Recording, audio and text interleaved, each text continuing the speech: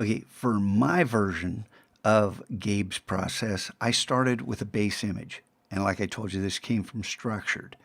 And I wanted just a pretty simple image to start with. So this is nothing but circles and lines.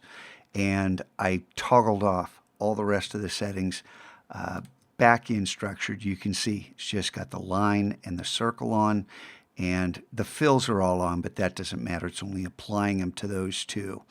And you can see the settings here if you want to try to copy that.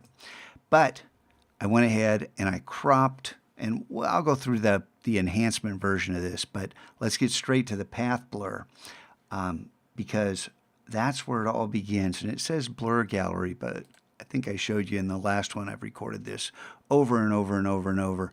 Here's the path blur setting. If I go straight to there from this base image, and because I have the blur turned off right now, you can see how the blur gallery opens.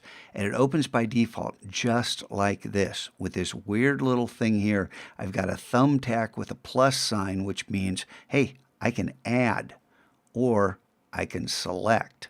But I'm not going to change that right now. I just want to show you before I do anything there is you've got other settings sitting right here. And yeah, you've got these other ones to toggle through. But this is all about the path blur and what you can do with it. Now, this right here, this default, not bad. I'm going to hit escape so I can show you what I did here. If I turn this on, you can see, turn this on, this is the result I got, which is a little different from what I just showed you. And that's because if I double click here, you're going to see what I got. Now, and it takes a second to render. This is a pretty good computer, and this process can lag. So, and this is a 5,000 by 5,000 image, so, you know, your results may vary. Now, how did I get from that little short line to right here? That's the question. There's no way I'm going to be able to reproduce this in real time because it will take too long. So I'm going to cancel this and just show you back in the path blur. I'm going to use my shortcut that I set up because why not?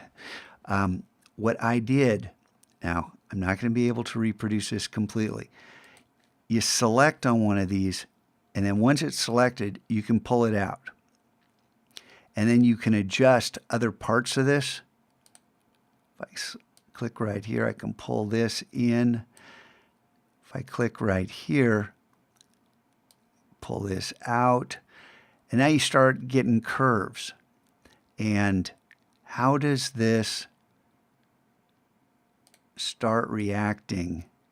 Now notice, depending on the way the arrows face, these two ends work differently.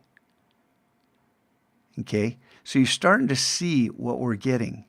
And I went ahead on that other one and I toggled this and moved this down here. And then this little guy right here, after that finishes updating, if I grab this, this went the other way. So you see, it's a back and forth little dance that you make, and you know, what are you going to get?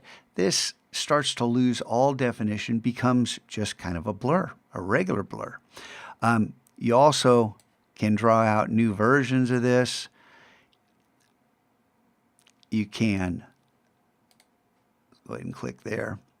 If I click back on here, you can add points to this. If once it starts updating, move them around.